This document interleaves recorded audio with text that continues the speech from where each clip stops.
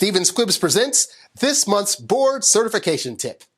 And our next tip for board certified test takers, the one and only out of Orlando, moved to South Florida, we have Meghana Saoji. Did I get that right?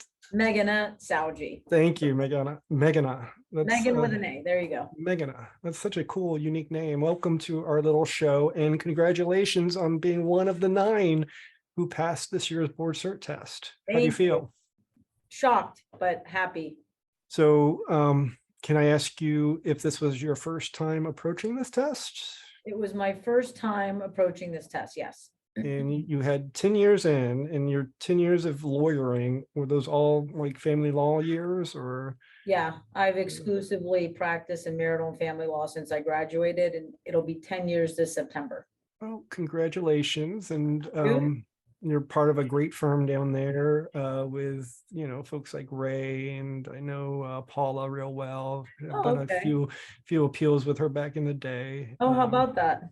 So congrats. When did you figure out you were going to go down this crazy path of board cert? So my story, I don't know if it's all that different from many, but I really didn't have any intention on ever taking this test.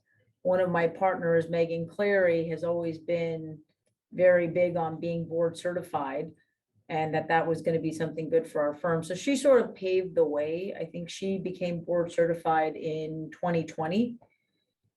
And because I just happened to qualify with the amount of trials and whatever you need to do in order to submit an application, I threw in an application just because I thought I would qualify. And then I didn't really think I would sit because mentally I wasn't prepared to study and take the test. I don't know. I just sort of decided if they let me, maybe I'll do it. So did you pass clearance before you started studying? I passed clearance before I started studying, and I guess I started studying later than what most people do. So they gave me clearance just maybe the day before or the week of board certification review in Orlando. So you started January of this year. Correct. And the test is in March the end of March. So that gave you 2 months to get ready for this test. A little less. I think it was a 6-week plan. So when I sat down for the tips and nibbles that they do the day before the review course, right, that was the day I decided I was going to take the test. And so I started studying right when I got back from Orlando. Okay. And what was the plan that you put into place that night at board cert tips and nibbles? That panel was really helpful. So I think you get invited if you qualify to take the test. Mm-hmm. And it's a host of different people that tell you how they studied and what they did. And I thought, there's no way I'm going to take this test. It's too late. I had sat down with my partners in November, December and said, I'm not in the mood to sit down and study and do this. But then when I heard other people's stories, and at least one other person, Andy Wilson, who I'll give the plug to, said he had been in a similar position where he showed up to the tips and nibbles and heard what people were doing. And he said he was a one-timer test taker and that he just took those 6 weeks super seriously and how many hours he dedicated and what he did. And that sort of matched the way I study. So everybody has a different study pattern. And, so I thought, well, if he could do it and he studies kind of like me, I'm going to get the motivation, or that motivated me to say, all right, I'm going to do it and start budgeting my time. So I looked at the calendar to see, like, can I really do this with work? And said, this is my plan of action. If I do every lunch hour, 4:30 to 6:30 on weekdays and 8:30 to 12, and every weekend for 6 weeks, that gives me enough hours, according to what everybody's saying, to sort of cram in the studying. So what do you think was enough hours? I don't know. Well, I was able to do it within 6 weeks, and I sort of kind of did a little math before I got on here. And I think I probably did 200 hours, 250, and it just depended on the day. I mean, so I didn't really take time off of work to do it, but I certainly took hours during work days. I just didn't really physically take time off of work because I hadn't planned on taking the test, so my schedule didn't really afford that. But if you're I killed myself for 6 weeks because I literally, every waking hour that I wasn't working or I could shimmy and studying, that's how I did it. That's a pretty intense experience. So how would you go about the studying process? Like, what did that look like for you? So for me, I mean, my biggest tip is be true to the way you study. So if I'm a person that operates under pressure, so I think the 6 weeks study timeline was kind of good for me. Not everybody operates that way. I also, for me, I really did use those red books that you get from the Orlando board certification, because those give you a really good outline of the way you should approach topics. So my first thing was going to the Florida Bar website to see what are the areas of topics that they test you on, because it's a bunch of things that you maybe as a family lawyer you do or you don't do. There was a lot of things that I don't do that often. So I took each topic that I knew would be tested and lined them up with the red books, asked people for outlines, and use that as my base. And my big study thing, and this was just something that Andy had shared with me that works for me, was I took those outlines and I made index cards through an online app called Brainscape. And that's just something that works for me. So I study by killing myself with repetition and making those, the outlines in question form. Very visual. Very, yeah. And so would you do the flashcards yourself, or would you have people quiz you with them? I did them myself. I mean, you create the flashcard yourself. And, since the days of law school, when I hand wrote, I'm like, I won't have enough time. But because you can type them out or copy and paste from an outline, I created probably 2,000 or 2,500 flashcards from the outlines. And I would go through them daily if I could, and then pick topics, as I got stronger with topics, I'd leave those alone and pick harder topics. But that was really those red books outline, and then however you study those outlines, that was my big thing. Like, that's what I did. People say, read the green books, do this, read the cases, and that's all good. You should. The green books for me, they were helpful in that it shows you how to analyze a case or the way you should do an essay. But I didn't think that questions were directly plucked from 2022 green book for my 2023 exam. I didn't feel that way. So you didn't drill down the board cert committee and see what appeals each one of them did? I paid attention when I was reading. I only did 2022 because I didn't have time, and I didn't do all of 22. I probably got to the November. But if I saw someone's name, I would kind of keep track, but I don't know, not really. So you don't know who's doing what topic. So I didn't do that. Good. I always hear people say that. And I think that's a little too intense as a study tactic. Correct. It's too, I think I'm a firm believer of all tests that I've taken. You have to know what the test is about. You have to know how to test. And so a lot of it is strategy. You have so many essays, so many short answers, and so many multiple choice. And so everybody on the panel said the biggest thing was like time management. And so I'm very, okay, this is how, we know that this topic is important because I'll get 30 points here. Multiple choice, maybe not as important because you only get 1 point. So you kind of have to have a strategy to how you study or how you even approach the test. And so that's how I couldn't focus on what committee member did what appeal. I couldn't do that. It's just too much. I can only do what I can do. And there's so much memorization with all these different factors. How did you commit that to memory? I'm not a mnemonics person. And so that's what, be true to yourself. I thought mnemonics were crazy. I don't even understand why people do it. And that's just me. If there's 26 time sharing factors or 11 relocation factors, or I'm just going to memorize that there was 11 and I'm going to memorize them in order. And so I handwrite and then I repeat.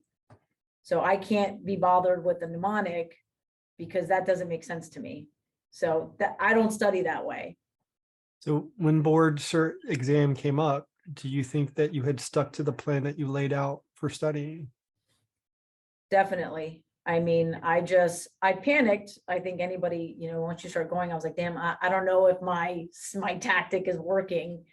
But, my partners were very encouraging through the process, and they're like, stay true to yourself. Like, I'm not a study group person. I never was in law school. So why would I now? And so when there were topics, and again, I was short on time. So maybe if you start studying earlier, which is, I'm not saying don't, you would research and do more case law review to understand a topic. I did that for some topics if I had time. If I didn't have time, I picked up the phone and I would call a colleague that I know or a CPA to say, okay, help me understand business valuations a little better, because I'm out of time and I need somebody that can just explain it to me in simple terms. That worked for me, and that's just, so, if you have a colleague that knows business valuation better than you do, or, a question on alimony, seek out your colleagues, but, don't waste time. So I'm not going to a lunch with you. I'm just going to call you and say, can you give me 30 minutes? And, but again, I was really tight on time. It sounds like you had a very regimented approach. You had a plan, you executed it, and it paid off. Luckily, yes. After you took the test that day, how'd you feel? Did you feel like you had done well? What was going through your head?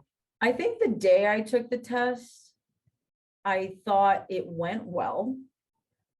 I thought, from the horror stories I heard, I felt that I didn't experience that.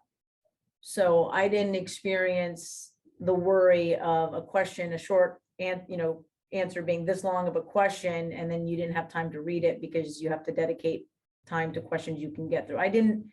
So at the conclusion, I thought, okay, that could have been worse. But then as days pass, I'm like, oh, I for sure failed. There's no way. Because you start to read things or hear from colleagues, and, I didn't think I passed.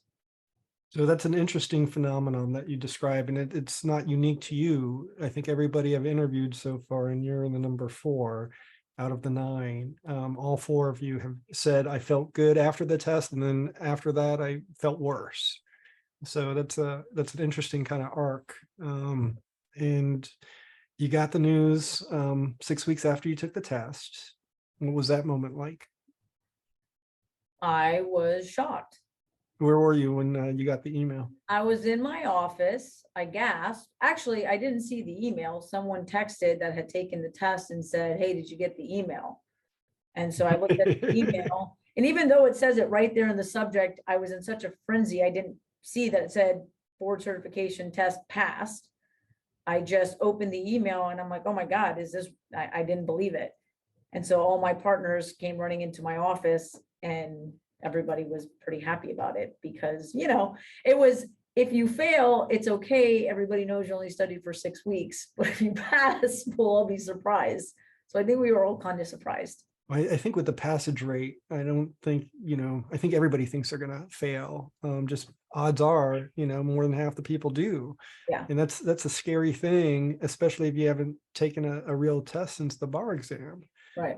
And I'd say the panel that spoke, I can only think of one person, but I don't remember. Only one person, Andy Wilson, said he passed on the first time. So it definitely seems like more people than not, it takes at least 2 times to pass. That was sort of my, I'll take it, get my feet wet, and then I'll take it again. Right. And you were pleasantly surprised. I'm very surprised. I'm happy. I can purge my brain of all the things I memorized for a little while. Well, you don't want to purge. You want it floating out there, because it is kind of cool just being able to recall these factors, by heart. I agree. And that's something, most attorneys can't do. So just the process of going through this ordeal makes you, really know the stuff not just memorize it, but know how it works and interplays with each other. And because to pass this test, you need more than just memorization. I would agree. I mean, I think a big takeaway that I kept hearing from other board certified lawyers is that it is a basic competency test. That is what it is. It's not supposed to be the super specialized certification. It's a basic competency test. And so when I approached the essay, and again, because, when you pass, you don't get the benefit of seeing your test. So I don't know if obviously it worked because I passed, but I couldn't say what gained me the most points. But something that was kind of repeated to me from other lawyers was, answer the call of the question, answer the obvious things. You think you have to be fancy and point out the esoteric. I didn't. I don't think I said a single case name in any single essay. I didn't do that. I just approached it and answered it really like as if you were in a consult and how you would explain the law to a client. I mean, that's what I did. I don't think I went above and beyond. I just did what was asked of me. I think people miss the importance of the call to question. And when it comes to these essay questions, you read such a crazy fact pattern. Each one is a crazy fact pattern. And then you get to the call of the question. So I usually go there first. Yeah. And before I read, this fact pattern, so I know where they're going and what they're looking for. And now that you've taken it and you've passed, there's a lot of criticism that this is not a fair exam because of the passage rate. Do you think this was a fair exam? I thought it was a fair exam. I mean, yeah, I've heard the criticism, and I think that there was a higher passage rate this year than years past. I thought it was a fair test. I mean, there was maybe a few questions, not maybe 3 or less, that I was, I don't know what they're asking and I'll move on. But generally speaking, I felt that it was fair.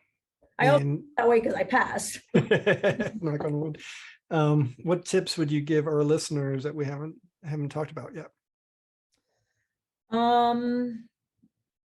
I don't know if I have any other tips other than be true to yourself in the study process. So, I did a really kind of rigorous process because I decided late, but again, that worked for me and it was all fresh in my brain when I took the test. But if I got frustrated with the topic, I mean, there were topics where I'd crumple up my outline and throw it and say next topic because I couldn't digest it, and that was okay. So leave a topic and pick something else up so that you're never losing steam. I never just said I'm not studying today. I mean, rarely, maybe in an evening when I was stressed, I'd say, let me take that break to recover so that I can have a better day tomorrow. So I just kind of stayed true to what worked for me.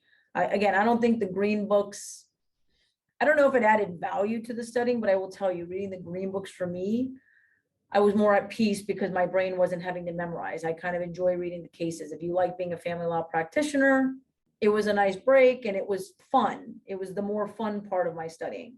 So you got to just do what works for you. You can't follow what other people are doing. And honestly, I tune out what other people are doing. That's just, I've always been that way. So no study partners.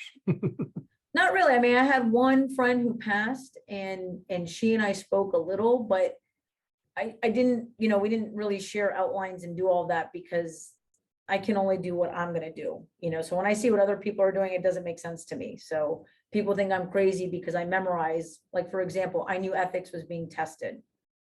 I memorized all of the ethics rules, but that's the way I am. I mean, I was the kind of person in law school studying for evidence and I'd shoot hoops and recite the rules to my friend who's passing the ball. That's the way I functioned. So I took this test the same way I kind of got through law school, and people thought that that was crazy. Did I get a bunch of points on the ethics because I recited every rule that I memorized? I don't know. I don't know if I got a great score or a medium score, but I passed. So that's something that my friend freaked out that I was doing. I'm like, well, don't do what I do because that's just the way I study, Well, Meghana, thank you so much for sharing your wisdom, and congratulations. We're very proud of you. Thank you. We can't wait to see what you do with this. Thanks. And so if anybody needs to reach out to me, I appreciated people that did that for me. And so I don't know if this is a forum where people have the ability to now contact you, but I'm definitely happy to help because I would like to see more people kind of follow suit and get board certified as well. Yeah, I think that's why we do this. And it's amazing how helpful everybody is. I've been doing this program for 3 years now, and everyone who's passed has gladly given their time to this experiment, and it's been a lot of fun. And we'd like to see that passage rate get a lot higher. There's no, why not celebrate being board certified? Because it is like a career epic moment, and that's why we are so proud of you. Well, thank you. I appreciate you inviting me to do this. It was a cool process. I'm happy that it worked out. And so I hope this helps people because I thought the panel I got invited to was the most helpful thing for me to kind of get me started. So hopefully people feel the same way about this clip that you're doing. Well, Meghana, thank you so much for your time today. Nice to meet you. brings us to the conclusion of this quarter's episode of Stevens & Stevens Family Law CLE. Remember, all proceeds from this project benefit the Center for Child Counseling. We truly appreciate your support. We will see you next quarter. Till then, do something that matters.